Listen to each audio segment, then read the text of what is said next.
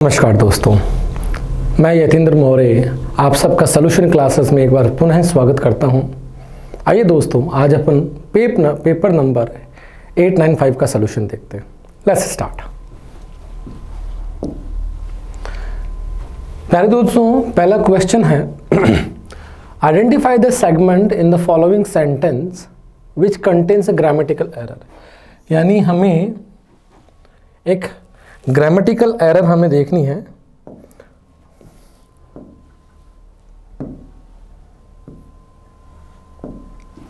हमें एक grammatical error देखनी है, ठीक है। The officer told me the other day that he will have checked every detail 3 times over, ठीक है। दोस्तों यहां हम देख सकते हैं कि यहां दैट नाम के कंजंक्शन से 2 सेंटेंसेस जुड़े हुए हैं और पहला सेंटेंस जो है वो है V2 में, वर्ब के सेकेंड फॉर्म में। तो प्यारे दोस्तों, हम देखते हैं कि जब पहला सेंटेंस पास्ट इंडेफिनिट में होगा यानी V2 में होता है, तो दूसरा जो सेंटेंस होगा वो पास्ट परफेक्ट में होता है। पास्ट परफेक्ट में होता है यानी हेड प्लस V3 में होना चाहिए, ठीक है। तो यानी यहां पर मैं कह सकता हूं कि विल हैव के अलावा, विल हैव की जगह पे यहां पर हैड का यूज होना चाहिए।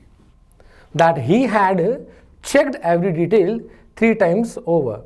यानी ऑफिसर ने अन्य दिवस पर मुझे बताया कि उन्होंने हर एक डिटेल को 3 बार से भी ज़्यादा समय में चेक कर लिया है। तो option B is the correct answer for us. आइए आगे बढ़ते हैं। वापस से यहां पर भी दोस्तों में एक ग्रामेटिकल एरर ही देखनी है। पढ़ते हैं। Raman and his wife went to their ancestral village. कि रमन और उसकी पत्नी उनके एंसेस्ट्रल पूर्वजों के गांव में गई to sold their family land. प्यारे दोस्तों, यहाँ पे देखिए 2 आया हुआ है और 2 के बाद में यहाँ पर सेकंड या थर्ड फॉर्म नहीं, फर्स्ट फॉर्म आनी चाहिए। तो यहाँ पर सेल होना चाहिए, ठीक है। तो option C is the correct answer for us. आगे बढ़ते हैं। Select the most appropriate option to fill in the blank. यानी दिए गए क्वेश्चन में जो खाली स्थान है उसमें हमें उचित शब्द भरना है दोस्तों। पढ़ते हैं। Your father used to be the principal of this college. आपके पिताजी इस महाविद्यालय के प्रिंसिपल हुआ करते थे। मेरे प्यारे दोस्तों, यहाँ पर जो 4 ऑप्शन दिए गए हैं, ये चारों ऑप्शन क्वेश्चन टैग के हैं। एक टॉपिक अपना चलता है क्वेश्चन टैग, तो क्वेश्चन टैग का ये क्वेश्चन है। हम देखेंगे यहाँ पर यूज्ड बात हो रही है सेकंड फॉर्म की। तो जब सेंटेंस हमारा पॉजिटिव होता है, जब सेंटेंस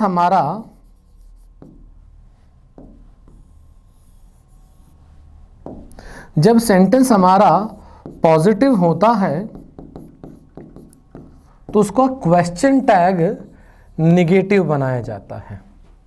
उसको क्वेश्चन टैग निगेटिव बनाया जाता है। और जब हमारा सेंटेंस निगेटिव होता है तो उसका क्वेश्चन टैग पॉजिटिव बनाया जाता है, ठीक है।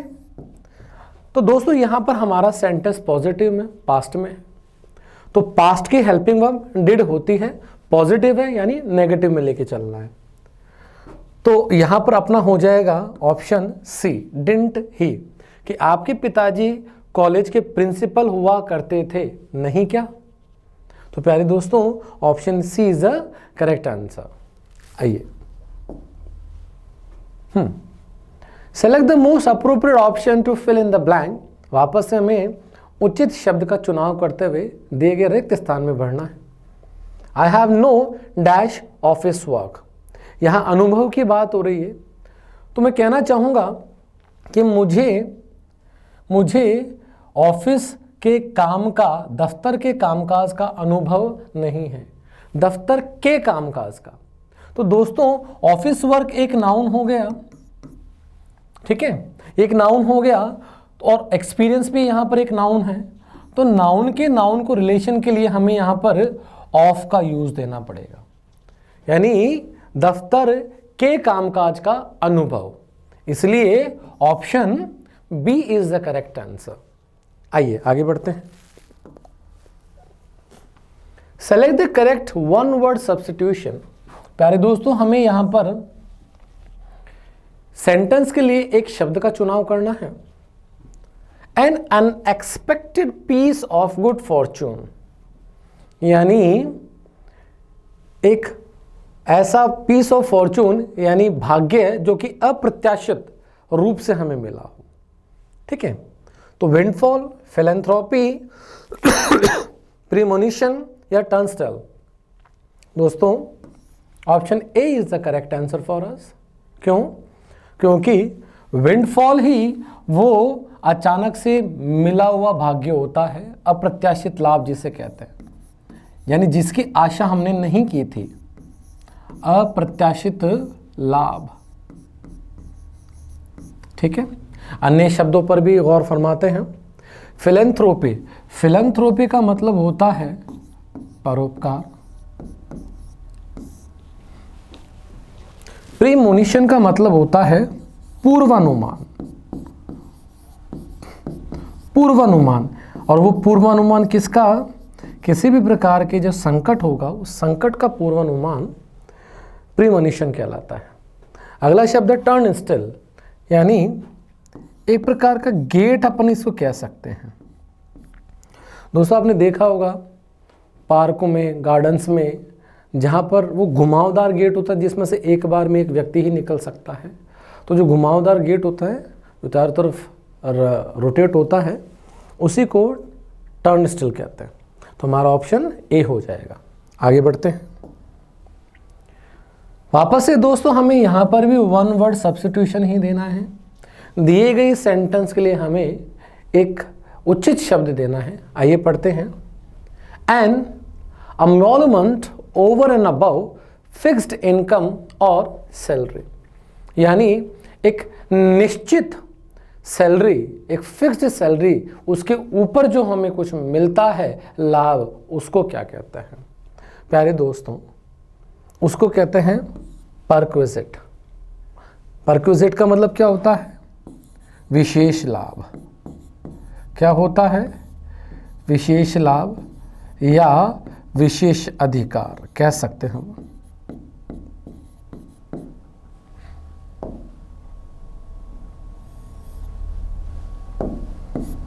विशेषाधिकार। ठीक है, अन्य शब्दों पर भी ध्यान देते हैं। आइए दोस्तों, ऑनरेरियम का मतलब क्या होता है? ऑनरेरियम का मतलब होता है मानदेय।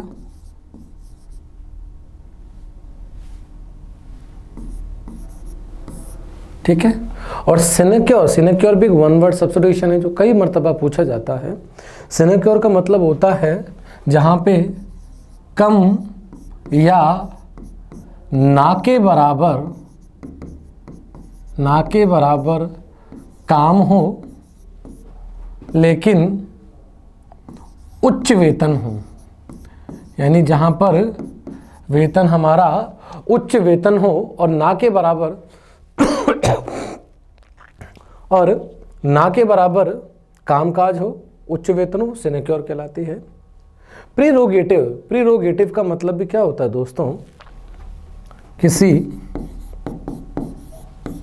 वस्तु या व्यक्ति का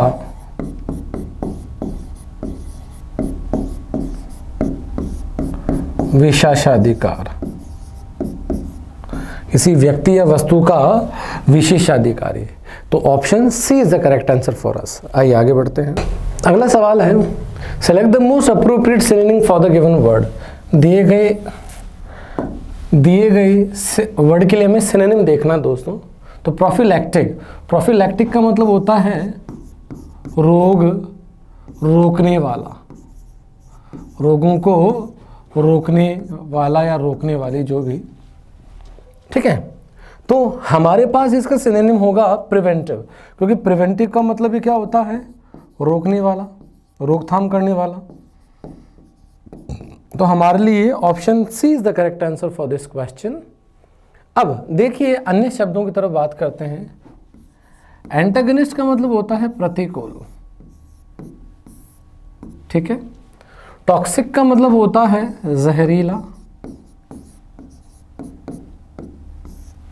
ठीक है। और परगेटिव, परगेटिव का मतलब होता है पेट साफ करने वाला।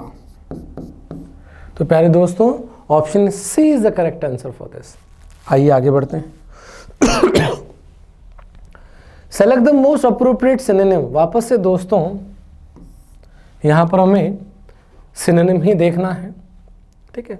फ्लिम्जी, फ्लिम्जी का मतलब होता है कमजोर, वीक, फीबल, ठीक है दोस्तों। तो इसका सिनोनिम सीधा सीधा हमारे सामने है, वीक हो जाएगा, ठीक है। अन्य शब्दों की ओर चलते हैं। फनी, फनी का मतलब होता है मजाकिया। इरैशनल मतलब बेतुका, अतार्किक, जो कि तर्क से परे होता है।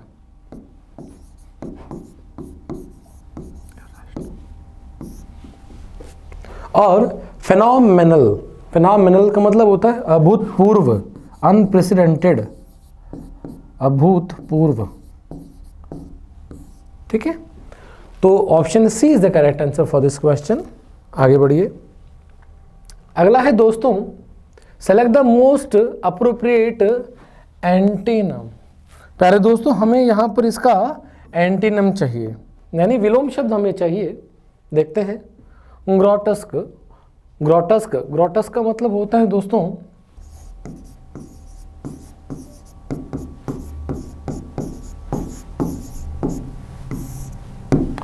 अजीबोगरीब, थोड़ा सा अजीब सा जो होता है ना।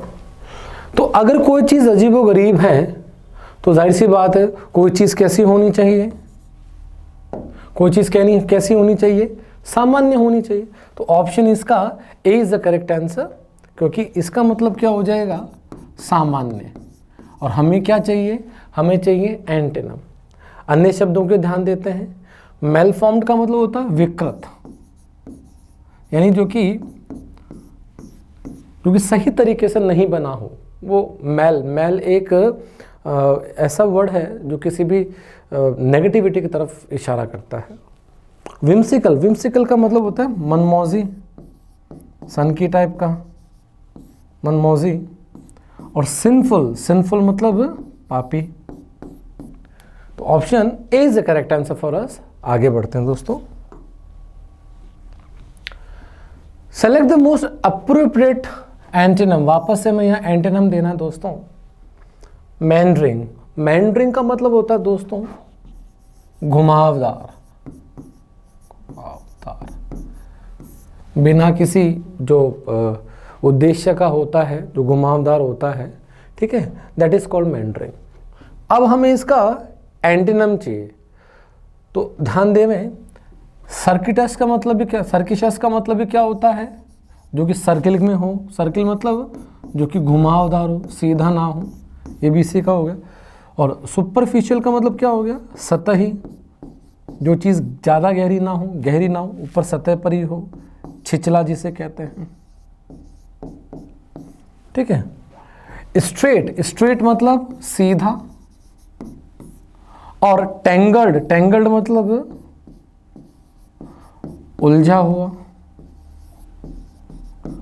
तो option A is the correct answer for अस, क्योंकि मैंड्रिंग मतलब घुमावदार और जो सीधा उसका एंटीनम हो जाएगा। आइए दोस्तों आगे बढ़ते हैं। Find the correctly spelt word as your answer. हमें दोस्तों करेक्टली स्पेल्ट वर्ड चाहिए, जिसकी वर्तनी, जिसकी स्पेलिंग शुद्ध हो, वो हमें वर्ड चाहिए। तो आइए देखते हैं। टसल, टनल, टेरिबल नहीं है, ट्रेबल कर दिया, यस। टमल, टमल हमारे पास में एक ऐसा वर्ड है जो एकदम सही शुद्ध लिखा हुआ है, और इसका मतलब होता है धड़ाम से गिरना, तेजी से गिरना, लड़खड़ा कर गिरना, कोई व्यक्ति है जो लड़खड़ा कर गिर गया हो, धड़ाम से गिर गया हो, कोई कीमत है वो अचानक से नीचे आ गई हो, तो धड़ाम से या लड़खड़ा कर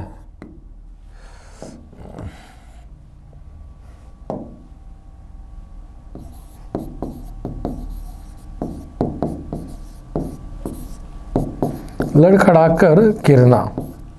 तो option C is the correct answer. आइए बढ़ते हैं। Find the correctly spelt word. प्यारे दोस्तों, वापस से हमें यहां पर करेक्टली स्पेल्ट वर्ड चाहिए और that is peroration. Peroration is the correct answer for this. तो पेरोरेशन का मतलब होता है किसी भी भाषण का अंतिम बिंदु, उपसंहार जिसे अपन कह सकते हैं, नतीजा जिसे हम कह सकते हैं। तो किसी भी भाषण का जो अंतिम बिंदु होता है, रिजल्ट के तौर पर जिसे पेश किया जाता है, वो पेरोरेशन कहलाता है। आइए दोस्तों आगे बढ़ते हैं। Select the most appropriate option to replace the underlined segment in the given sentence. If there is no need to do so, choose no improvement. यानी जो अंडरलाइन किया गया जो खंड है, यदि वो सही नहीं हो तो दिए गए 4 में से हमें, दिए गए 3 में से, ABC में से हमें सही खंड को चुनना है, और अगर ये सही है तो नो इम्प्रूवमेंट पे जाना है। आइए दोस्तों देखते हैं। If I had played well I would have one the match. कि अगर मैंने अच्छा खेला होता तो मैं मैच जीत गया होता। दोस्तों हम देख सकते हैं कि जब इफ के बाद हैड प्लस वर्ब की थर्ड फॉर्म आई हो, ठीक है, तो रिजल्ट के रूप में वुड हैव प्लस वर्ब की थर्ड फॉर्म का आना अनिवार्य होता है। तो प्यारे दोस्तों, हमारे पास ये जो सेगमेंट है एकदम करेक्ट है, इसलिए option D is the correct answer for this. आइए आगे बढ़ते हैं। Select the most appropriate option to replace the underline segment in the given sentence. वापस से हमें जो अंडरलाइन किया गया सेगमेंट है उसके बारे में चर्चा करनी है। देखते हैं।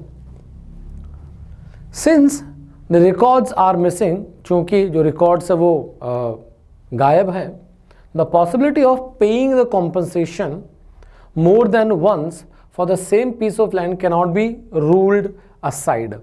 ठीक है, कि जो रिकॉर्ड्स है वो गायब है, इसीलिए उसी जमीन के टुकड़े के लिए एक से ज्यादा बार मुआवजा देने की जो संभावना है उसे रूल्ड डैश नहीं किया जा सकता, रूल्ड असाइड नहीं, रूल्ड आउट नहीं किया जा सकता। तो रूल आउट का मतलब होता है मना करना।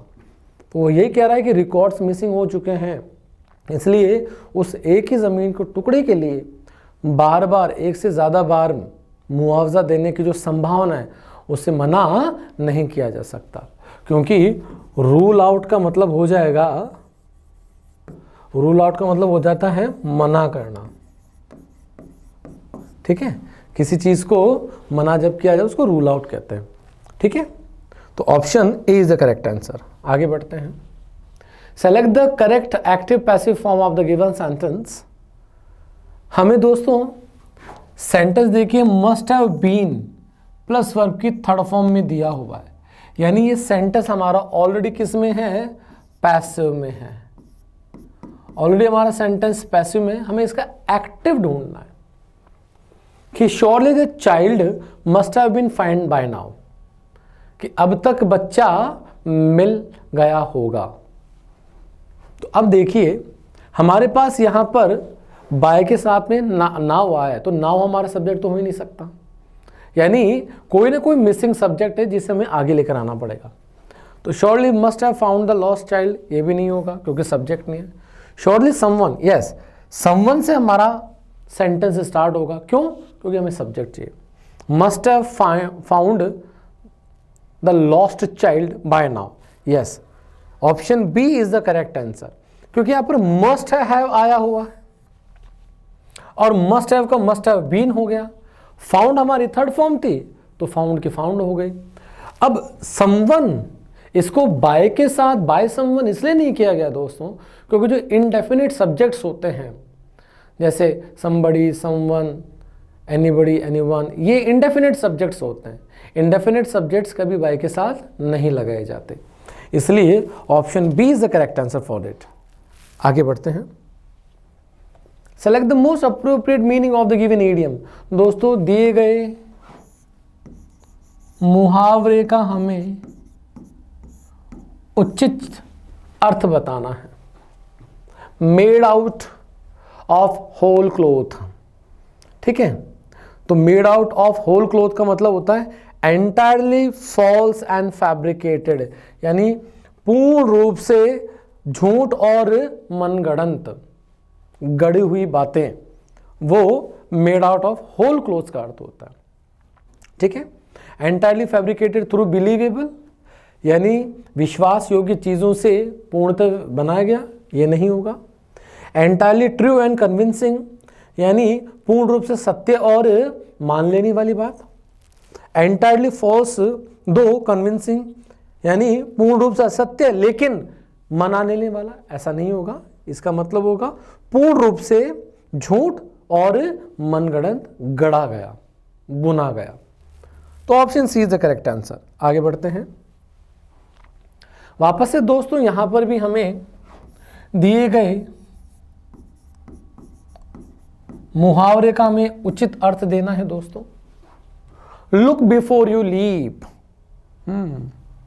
दोस्तों लुक बिफोर द लीप का मतलब होता है prepare yourself for jumping, caution others before taking a step, pull someone out of a disaster, think carefully of the consequences. Yes, option A कि prepare yourself before jumping, ठीक है, कि jump करने से पहले, क्योंकि लीप का मतलब जंप करना ही होता है, कि लुक बिफोर यू लीप, यानी जंप करने से पहले ध्यान से देख लेना, तैयार हो जाना, ठीक है। आगे बढ़ते हैं। Select the most appropriate direct form of the given sentence. दोस्तों हमें इनडायरेक्ट दिया हुआ है, हमें इसका डायरेक्ट देखना है। आइए, Madhuri told me that I could not. अब ये आई दोस्तों माधुरी के लिए आया है,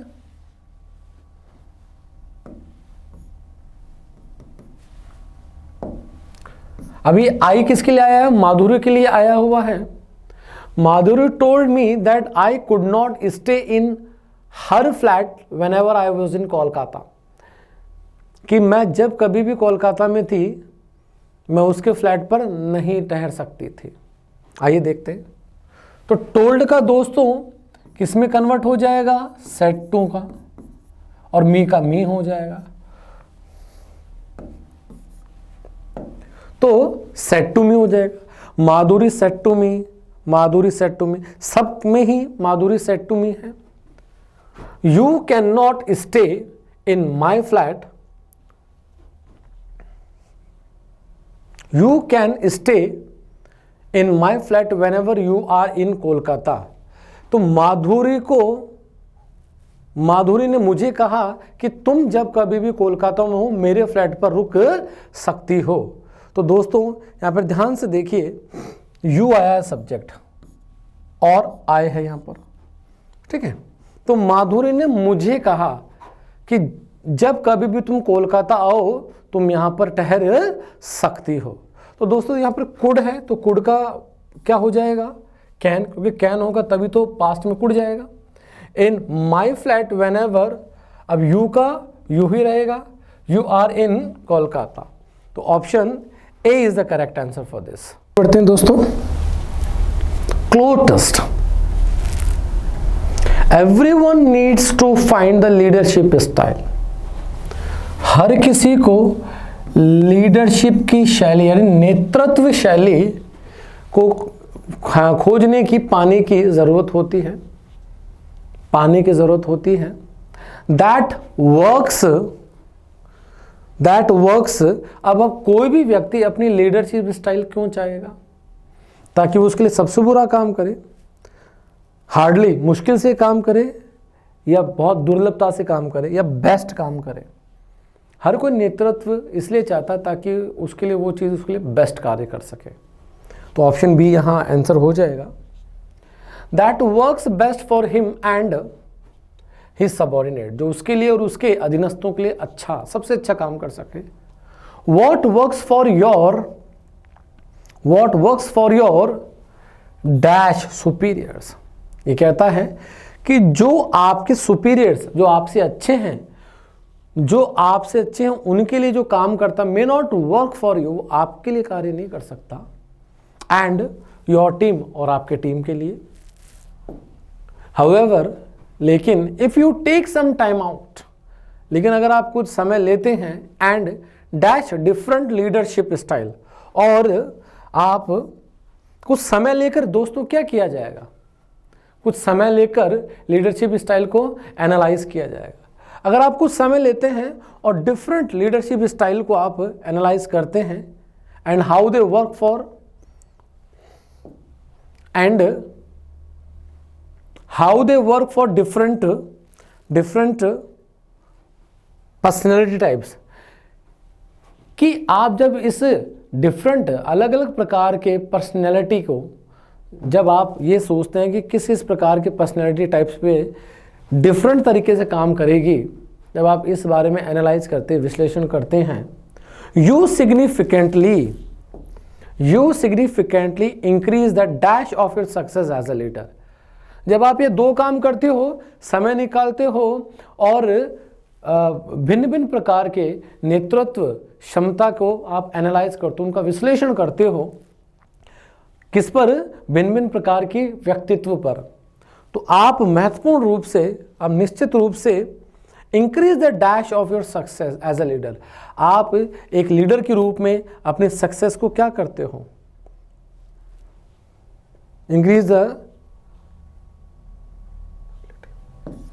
you increase the capabilities of your success as a leader।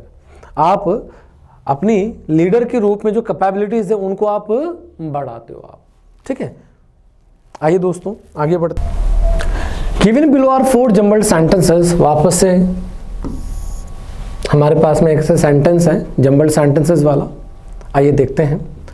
The residents have started storing water in containers to manage daily needs, कि निवासियों ने पानी को स्टोर करना, भंडार करना या स्टोर करना शुरू कर दिया कंटेनर्स में, टू मैनेज डेली नीड्स, यानी रोज़मर्रा की ज़रूरतों को का प्रबंध करने के लिए। Many house hold in Tehran face long hours without running water every day, ठीक है, कि तेहरान में अभी भी बहुत सारे लोग, ईरान का राजधानी तेहरान है, तेहरान में अभी भी बहुत सारे लोग पानी के बिना रोज़मर्रा का जीवन चलाते हैं। एक्सपर्ट्स वांट दैट, कि विशेषज्ञ चेतावनी देते हैं कि over use of ground water, कि भूमिगत जल का दुरुपयोग is worsening the cities water crisis, यानी शहर के जो जल संकट को और बदतर बना रहा, गहरा रहा है। The government is promoting water saving programmes and raising public awareness, कि सरकार वाटर सेविंग प्रोग्राम्स चला रही है और जनता के बीच में ये जागरूकता अभियान भी चलाया जा रहा है। आइए दोस्तों हम बात करते हैं। देखिए दोस्तों, यहाँ पर सबसे पहले प्रॉब्लम की बात करते हैं। आखिरकार प्रॉब्लम क्या है, तो हम देख सकते हैं यहाँ पर मैनी हाउस होल्ड्स, ठीक है, कि बहुत सारे लोग तेहरान में घंटों पानी के बिना एवरीडे रहते हैं। ये संकट की बात है, संकट का ये एक प्रकार से संकट की शुरुआत है, ये संकट की शुरुआत बताई गई यहाँ पर। तो नंबर 1 क्यू से स्टार्ट होना चाहिए, राइट। तो यानी ए और सी खत्म हो जाते हैं। अब इसके बाद में यस द रेजिडेंट्स, अब यहाँ पर हाउस होल्ड्स की बात आई है, उन निवासियों की बात आई है, तो वापस अब उन निवासियों की बात की जा रही है। The residents have started storing water. अब जब ये समस्या उत्पन्न हुई तो पानी की समस्या से निपटने के लिए लोगों ने क्या करना शुरू किया, लोगों ने अपने घरों पर कंटेनर्स में, बर्तनों में पानी इकट्ठा करना शुरू कर दिया। यानी क्यू के बाद में पी आना चाहिए। अब दोस्तों क्यू के बाद में पी हमारे पास ऑप्शन बी में है, तो option B is the correct answer for us. हमें आगे जाने की जरूरत ही नहीं है। आइए आगे बढ़ते हैं। Given below are 4 jumbled sentences, pick the option that gives their correct order. वापस से हमें करेक्ट ऑर्डर देना है। The market which was usually full of vehicles was now clear for pedestrians. वो बाजार जो कि वाहनों से हमेशा भरा रहता था, अब वो पेडेस्ट्राइन यानी पैदल चलने वाले, पैदल चलने वालों के लिए साफ हो चुका है। It even had stripes marking spaces for hawker, यानी इस मार्केट में स्ट्राइप्स भी थी, पट्टियां भी थी जो कि जगह चिन्हित करती है हॉकर्स के लिए। हॉकर्स मतलब जो खुले में अपना सामान बेचते हैं, जो कि माथे पर रखकर, सिर पर रखकर और अपने ठेलों के माध्यम से अपना सामान बेचते हैं। These people are called hawkers. It was also lined with potted plants, यानी गमलों में पौधे भी लगाए गए हैं इस मार्ग में, to make it look greener, इस मार्ग को और हरा भरा दिखाने के लिए। Visitors came to the busy Karol Bagh market in Delhi, यानी आगंतुक करोल बाग मार्केट दिल्ली में आए थे। तो दोस्तों सबसे पहला आपका जो होना चाहिए एस होना चाहिए, क्योंकि यहां पर करोल बाग मार्केट की बात की जा रही है। क्योंकि ऑप्शन पी में देखें आप द मार्केट लिखा हुआ, लेकिन कौन सा मार्केट ये हमें पता नहीं। तो यहां पर उसका हवाला है कि करोल बाग मार्केट, तो यानी सबसे पहले उस मार्केट का नाम आना चाहिए। तो एस से शुरुआत होनी चाहिए। इट मींस ऑप्शन सी और डी खत्म हो चुके हैं। अब एस के बाद में करोल बाग मार्केट की बात हो रही है, तो अब उसी मार्केट के बारे में वापस बताया जाएगा कि वो मार्केट जो कभी वाहनों से भरा होता था, अब पेडेस्ट्रायंस, पैदल चलने वाले लोगों के लिए अब साफ हो चुका है। यानी एस के बाद में 2 नंबर पर पी आना चाहिए। अब एस के बाद में पी यानी ऑप्शन बी, तो option B is the correct answer. दोस्तों ये आज हमारा रहा पेपर नंबर 895 का सॉल्यूशन इंग्लिश सेगमेंट के लिए। आशा करता हूँ आप सबको समझ में आया होगा, और जितने भी नए वर्ड्स आपके जीवन में सामने आए हैं उन सबको उतारिएगा और अपने लाइफ में लेकर आने का प्रयास कीजिएगा, क्योंकि सारा गेम आदत का है। Thank you so much.